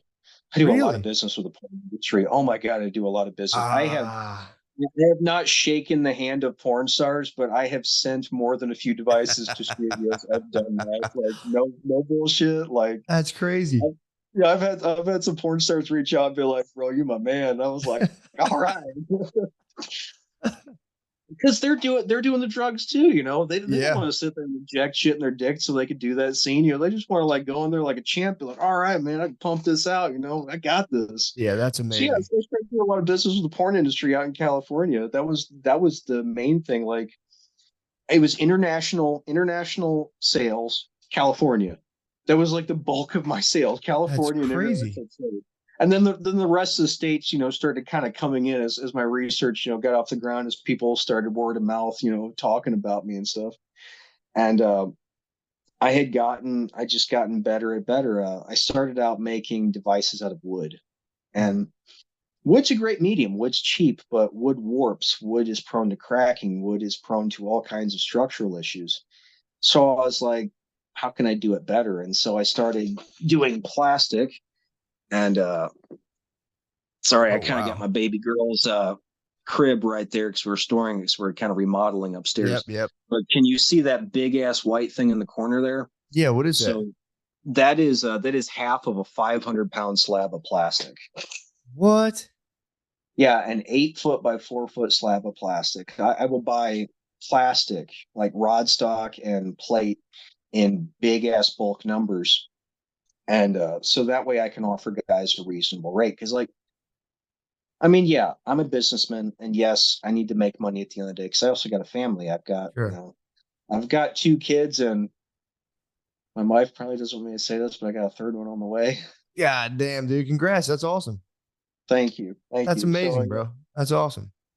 yeah, so I mean, I have to make money, but I also want to make sure that I don't price out the average Joes, the Right. people, the working man who wants to come home after a long day's work and be able to make love to his wife. I don't want to price them out. So what I'll do is I'll buy as much in quantity as I possibly can so I can keep my prices low. If I were to try to make, so right now I sell an Angio wheel for 254.99, which I know that's still up there, but I'm not able to buy as much of in bulk to get that price lower. I'm working on that, but say if I were to try to buy slab on demand, to try to to get Angio wheels out the door faster, I'd almost double the price. I'd price out the average Joe. Right. Right. So so what I'll do is I'll do a lead time of anywhere between 6 to 8 weeks. Like say if a customer places an order, it's going to be mailed to them about 6 to 8 weeks later. Because what I'll do is I'll get a run on orders to pay for the materials. Right. So that way we can lower the prices for everybody across the board. I try to make it as in reach of the common man as I possibly can. Um, so now here comes the curveball. So here comes the curveball. I was explaining all of this stuff. Yeah, and looking over the questions that you sent towards me. Um, so I'm gaining my potency back. I'm coming back to where I was as a man. I'm starting to feel confident in myself. But something else is happening too, which I did not expect. Because by this point in time in my life, I'd given up trying to get a bigger member. I'd Mhm. given up that approach. I'd given up that pursuit. But I'm waking up and I'm like, damn. I'm looking in the mirror and I'm going like, damn. And like, and I'm kind of like reaching down and feeling it. I was like, man, it must be in my head. That feels an awful lot thicker than it did a little while ago. But I ignored it. I pushed it back. I was like, no, no way, no way. But man, after a while, after I started kind of feeling it was getting all like fat and chubby, I was like, man, I gotta start taking like a tape measure of this shit and a ruler. True. And True. I'm like, holy fucking shit, my dick is literally getting bigger right now. Holy fucking shit. Oh my God. So finding the holistic approach, finding out how to heal myself, I inadvertently figured out how to cause penile growth. I inadvertently figured out how to cause what I call phallogenesis. Phallogenesis is basically arteriogenesis that's happening within the corporeal bodies, that's happening in the male member itself. It's just targeted arteriogenesis. Without intending to do that, I had inadvertently discovered how to grow the male member. That was never my pursuit, but that is precisely what happened. That's crazy, dude. And it makes sense. It makes sense on a level that's like, you're talking about into like evolutionary history, the leaving the male body, studying the female body, the motion they're making, it all makes sense that there'd be a biological payoff for, a woman to get orgasm because therefore they can have a kid. And there's like this corresponding change. Because if you do cardio, there's a corresponding change. If a woman's constantly, fucking her little self on you. And dude, that's like kind of hearsay. I've talked to a lot of guys who are like, when you're having sex a lot, it just gets bigger. And I've heard that before, and I think that's true. And I don't know It if is. again, like if it's in your head, you're like, dude, this is happening all the time. I'm just so you think like you're the king of the world anyway, but it's like it's true. I've talked to people about that before, and I'm like, dude, there is something to be said for that. Right, and it does it like even this far along, there's still stuff that just blows my mind. Like I try to stay humble with it as possible because I know where I came from. I came from a guy that wishes he could have been the two pump chump, and now I'm now I'm hung. It's crazy. Not bragging, I'm not bragging. It just is what it yeah, is, I'm dude. like this is humble bragging. I'm hitting that back wall now. Like me and that back wall, we're tight. That's But yeah, crazy. and see, at first I was kind of leery to say this because I was like, I feel like if I say this, I'm going to detract from like the holistic approach. I'm going to get guys who are going to be like, oh, let's go. They're gonna go at it with the wrong spirit. They're gonna go at it kind of like you see in gyms, to where instead of pursuing it as like to gain strength and to to say do your job better. Say you're like a manual laborer and you want to be able to lift like those bags of concrete or soil or or like just various products for like shelving stuff, like your average stocker at Walmart, instead of going at it from that mindset, you get guys to be like, I'm just trying to get swole as fuck, Hmm. so I was a little leery about that, but then I started getting, you know from the sales I'm making from these angio wheels, I'm trying to stay in contact with my customers over time. I'm trying to build a rapport with my customers. I'm trying to build a long-term relationship with them. So I'm leaving the door open and be like, hey, if you notice something, let me know. If there's something about the device you don't like, tell me about it. Maybe I can sit there and I can improve upon it. I'm trying to leave the communication channels open, and I'm getting these guys that are coming back to me and saying like, dude, I'm bigger. Like I'm for real bigger. I'm sitting there and I'm checking. I'm getting bigger. And after enough guys came back to me about this, I was like, I don't advertise the angio wheel as having that effect, like on places like Etsy or something where I Sure. sell. Places like YouTube, places like my subreddit, I let guys know. So coming back to that questionnaire you'd sent over, uh, I have not figured out a way to parse what kind of growth happens, like whether you're growing in girth, you're growing in length. I haven't figured out how to parse those two. The best answer I can give is that the growth appears to occur based on a male's genetics. If they're more predisposed to gaining girth, they're going to gain girth. If they're more predisposed to gaining length, they're going to gain length. Now, what I can tell you about the process is that growth typically shows up first, then length. Now, like again, like I was saying, with genetics, that ratio is going to change a little bit based on your genetics, but on the whole, girth is going to go up first, then length, and it's got to be because of how the vascular tree is growing, how it's so whenever this arteriogenesis is happening, whenever smooth muscles are doing that migration I was telling you about, it's breaking down collagen, it's breaking down fascia. Fascia is made of collagen. So, it's causing a remodeling. So, I had mentioned this on Patreon a while back. So, like, what you'll notice as you get into angio wheel training is that you just get fat. Like, before you actually start to get longer, like, you just get fat, man. It feels like you're holding on to like a chode or something. And Damn. it'll actually foreshorten a little bit, which will kind of fuck with you. Like your member will actually get a little bit shorter. But holy fuck, does it get fatter, man? You're just like, oh, and you just want Damn. to sit there and shake that shit in front of a mirror. It'll get like really squatty and fat, but like super chub. Like it's shorter, but damn, does it look impressive when you're standing in front of that mirror? You're like, oh, all right. Yeah. Hell yeah. And then as that remodeling process starts to finish up, you'll start to notice that length comes back again. And whenever you start checking that ruler, you're actually going to find out that you've actually gone up a little bit. You've actually gone up a tick or two after that remodeling process has started to finish, and then it'll restart. It kind of goes through these cycles. Mm. Sorry, that dip I put in is really ripping. You'll get really squatty, but really heavily chubbed. And then as the remodeling process starts to wrap up, you'll stay a little bit thicker. Okay, like I said, you're going to gain that girth, but then you'll start to notice the length will increase. And I have I have spent the past 4 years, I'd say honest to God, 3 years trying to parse that out. Right. And so I started with the Angion methods and angio wheel, kind of what we've been talking about now.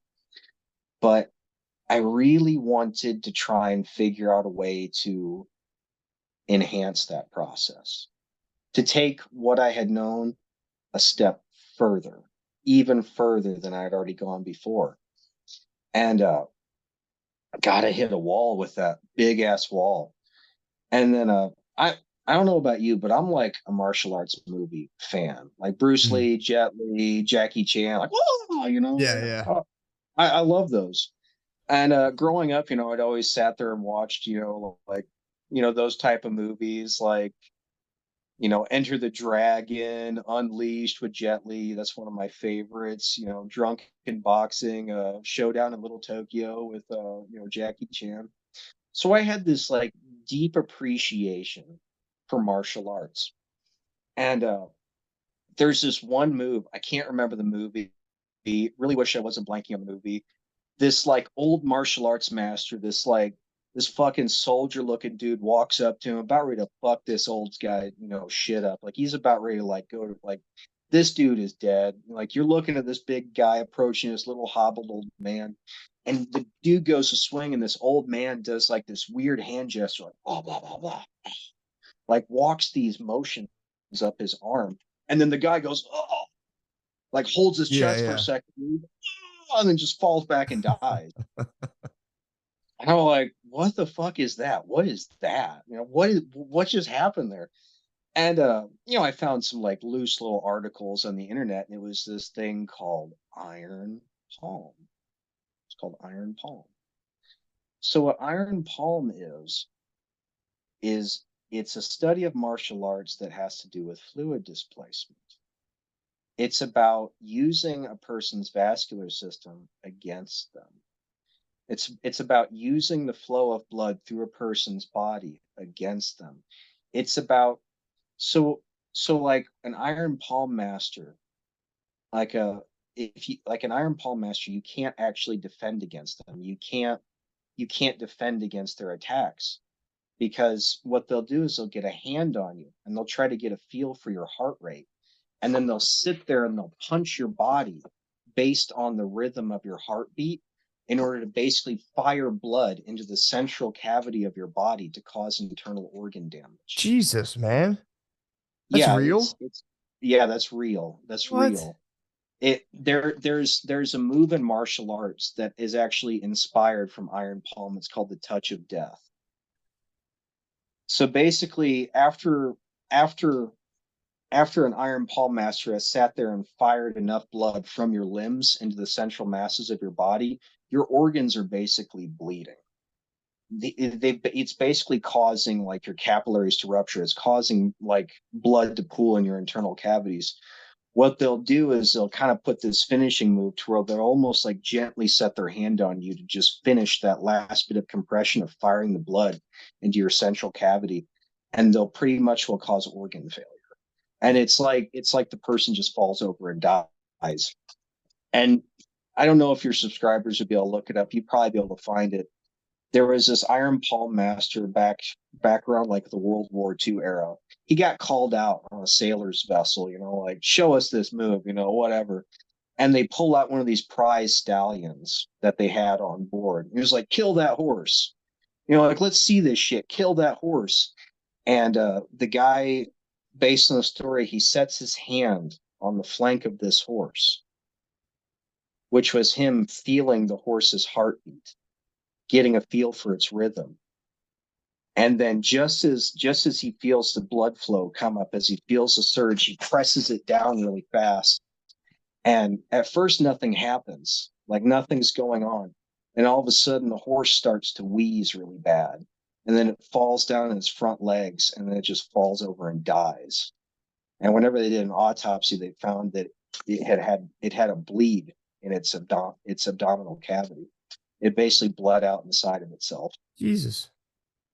Yeah, so I learned about this, and I was like, all right, that's pretty cool. That's a totally cool ass subject. Don't know what the fuck I'm going to do with that. Yeah, true. Right. It's like sometimes you'll come across shit in research. It's like, okay, so I came up with this cool thing. Now, what the hell do I do with it? And I got thinking, I was like, well, wait a minute, wait a minute. So you've got these cavernossal chambers. And what's interesting, so have you ever heard the joke? You ever heard the joke that a man has one more bone in his body than a woman except during sex? You ever heard that joke? I have heard something about that. I forget exactly. Oh, yeah, obviously, because it's in her body. Yeah, got you. Right, right. I have heard something like that. It always like went like I heard it in passing. So like the joke is that the male member is a bone. It's your bone. Yeah, yeah. Well, funny enough, that little joke is actually true. It's actually true. So the male member is actually a bone. When we look at primates, when we look at apes and stuff like that, they don't actually have they don't have sexual organs like us. They have a bone. They have a penile bone, and it's been through adaptation, evolution, that the human sexual organs, they're no longer calcifying, but they still have the same structure as a spongy bone. The male member, based on the research, based on everything I've studied, the best way to describe it is a partially differentiated, non-calcified spongy bone. It has all of the same structures as spongy bone, but because it's not calcified, it's able to be subjected to fluid displacement. That's how my research works. You're Mm. causing fluid displacement, which is causing shear stress. So I was like, well, that means that if I were to say strike the side of my corporeal bodies, I'm causing blood to be pushed out of a set area, and I'm causing blood to be pushed into the surrounding corporeal chamber into what they call the lacunae. Spongy bone has lacunae. It has like interconnected cave-like spaces, which the male member effectively has. So I started trying to experiment with how to strike along the sides of the corpora cavernosum to cause deep tissue fluid displacement, which causes deep tissue shear stress.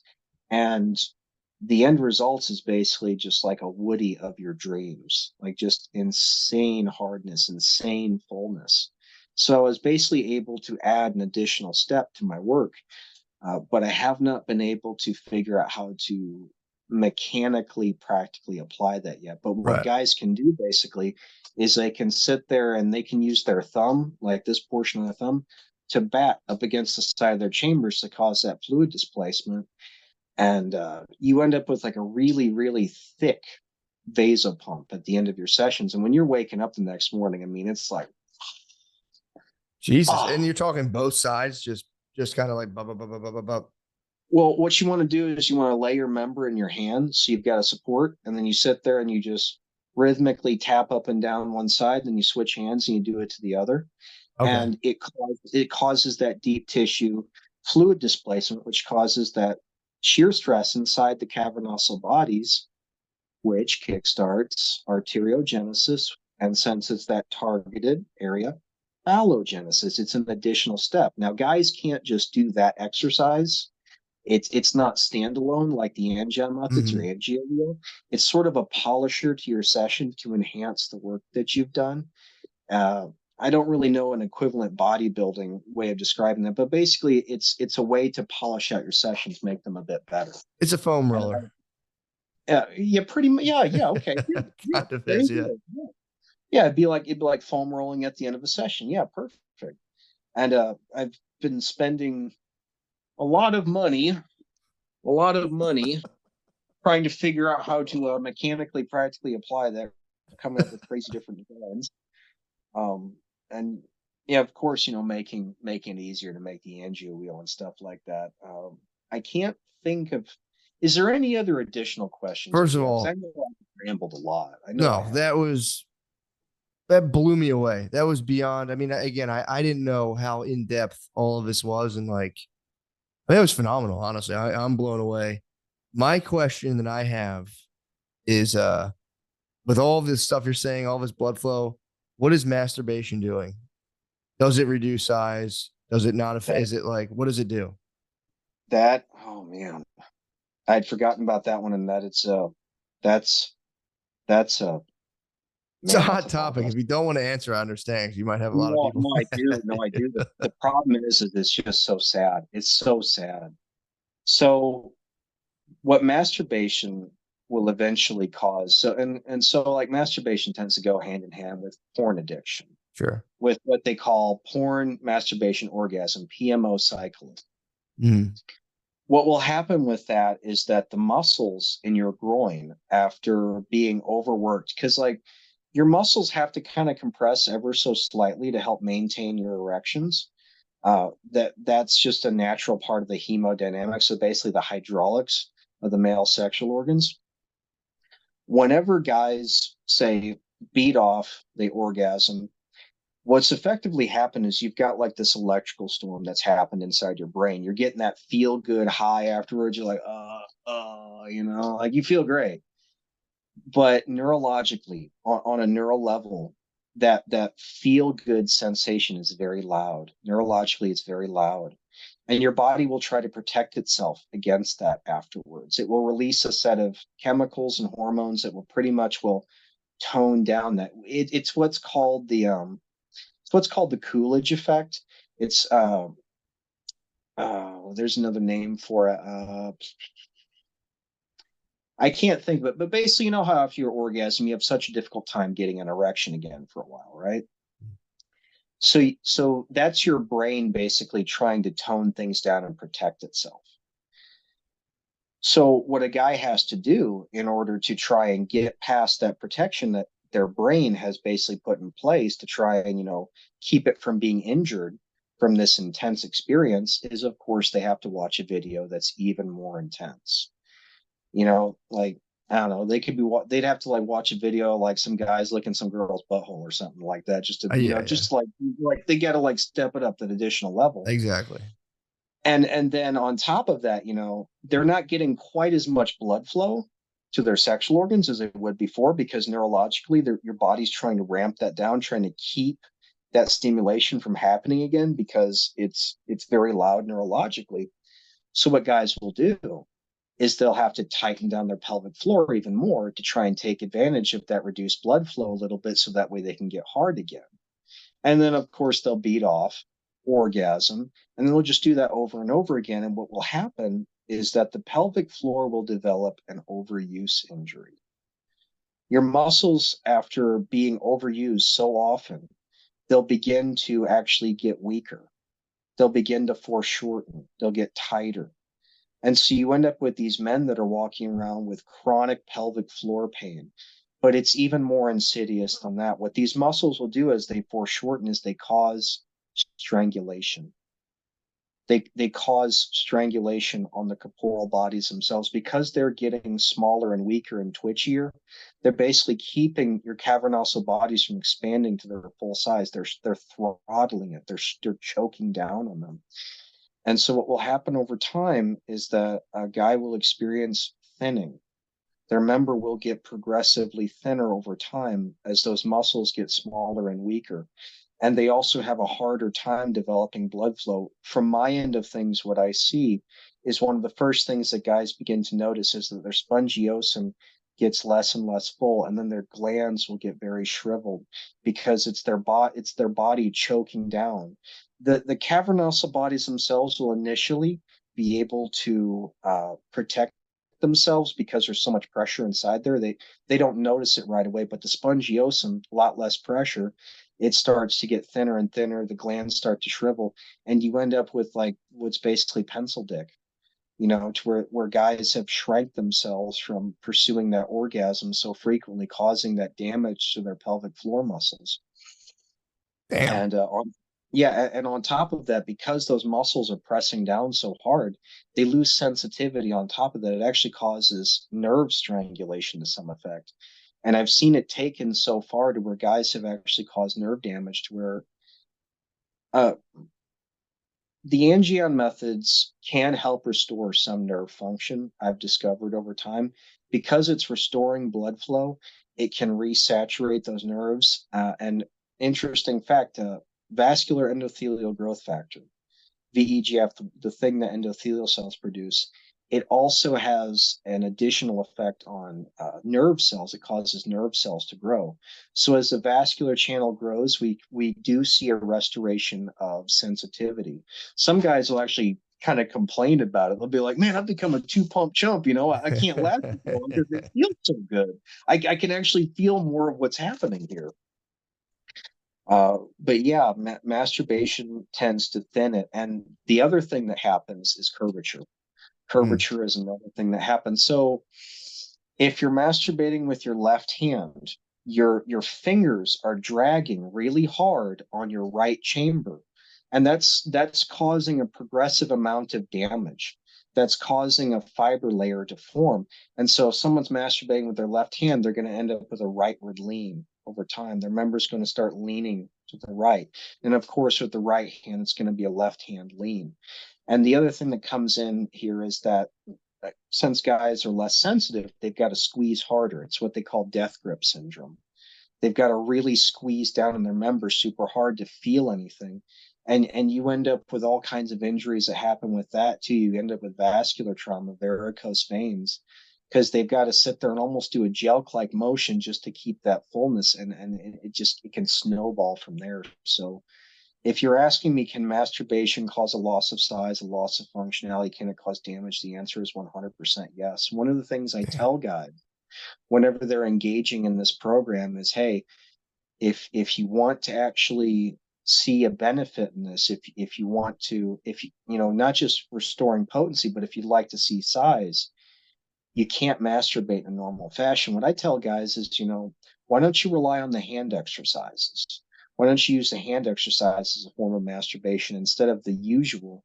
Because I found that the usual method of masturbation, it tends to cause those effects, but these newer techniques that have come up with, they don't have that same effect. They don't have the same ramifications. So it is a hot topic, and it's just painful for me to have to talk about it because wounded healer again. I Yeah. went through all. Yeah. I went through all. I remember how that felt, and to drop that bomb on guys, it's hard. You Yeah. know, it's really hard, and because some of them are so addicted to porn that they can't get themselves out of that cycle, and so they could struggle with it for months, sometimes years. It's a very So touchy subject because I've tried and I've actually had a lot of success in Texas. You like can't even really look at Pornhub. You have to use your ID. And like, dude, everyone's like complaining. I'm like, this is exactly what I needed. This is awesome. It does prevent me a lot. So I've had success with like getting off of it a lot, but dude, it's such a supercharged topic. Because you get some people who are like, don't ever look at it ever in your life. And you have some people who are like, oh, what's the big deal? Indulge yourself. There's doctors like, it's good for you. Do it twice a day and it'll make you calm. right, It'll make you calmer and more relaxed. So it's a hot topic. I mean, look, stuff to think about. It's stuff to think about. And, I lean on the side where like, yeah, definitely less is more with that. If you're just cranking, especially when you get to the point like you're saying, it's a psychological addiction. You're like doing it when you don't even feel like it necessarily. It's just like, I just need to do this to fall asleep or whatever. It's like, right, and that can be tough stuff. But knowing that I mean, it definitely can. It makes sense that yeah. it would fuck with you. And you remember how you were saying how like guys who have a lot of sex, like they're definitely getting bigger.